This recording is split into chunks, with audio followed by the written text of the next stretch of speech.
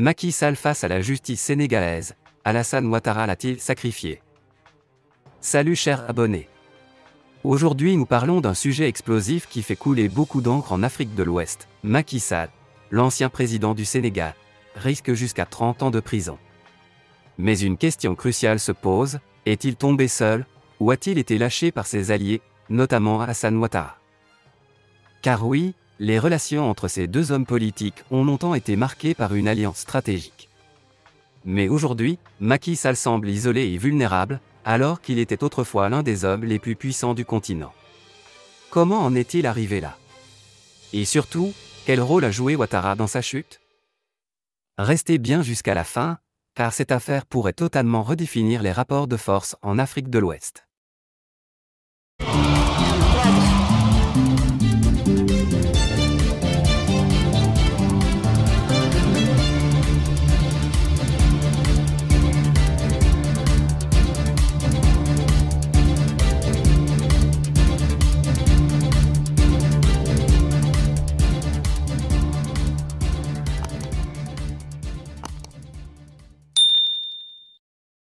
Le dossier judiciaire qui menace Macky Sall. Après avoir quitté le pouvoir, Macky Sall fait face à plusieurs accusations graves. Parmi elles, détournement de fonds publics, répression politique violente, violation des droits de l'homme, manipulation du processus électoral. Des proches de l'ancien président ont déjà été arrêtés, et certains parlent d'une possible inculpation imminente de Macky Sall lui-même. Si la justice sénégalaise poursuit son travail, il pourrait être condamné à plusieurs décennies de prison. Mais pourquoi un tel acharnement? Certains pensent que c'est simplement le prix à payer pour avoir dirigé d'une main de fer pendant 12 ans. Mais d'autres voient une main extérieure derrière cette offensive judiciaire.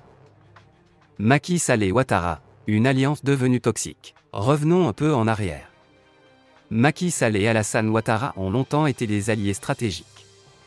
Leur vision politique se ressemblait. Ils ont tous les deux modifié la Constitution pour rester au pouvoir plus longtemps. Ils ont neutralisé leurs opposants politiques à travers la justice. Ils ont bénéficié du soutien de la France et des grandes institutions financières internationales.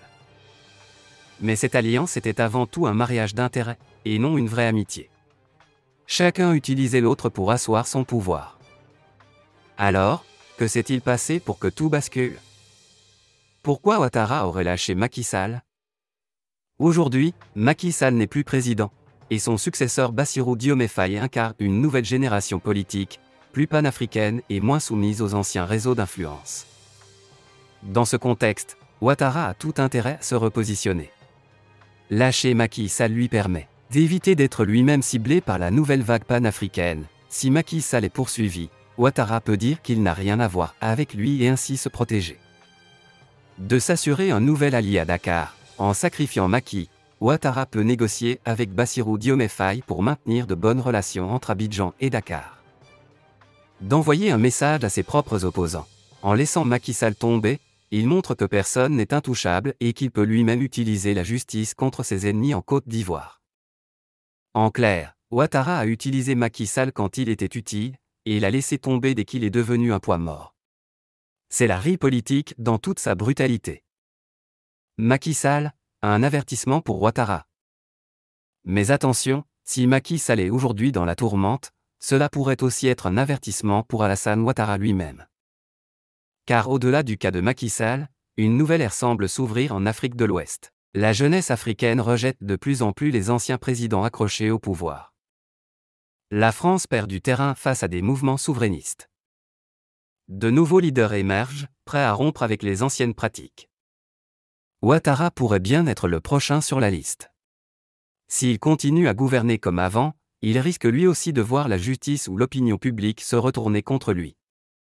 La chute de Macky Sall montre que même les plus puissants peuvent tomber, surtout quand ils n'ont plus d'alliés solides.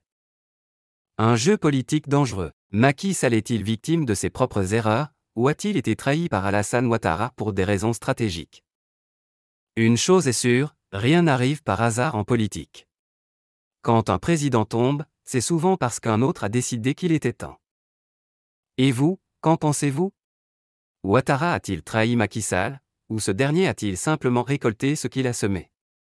Dites-moi en commentaire, et surtout, Abonnez-vous pour ne rien rater des prochaines analyses.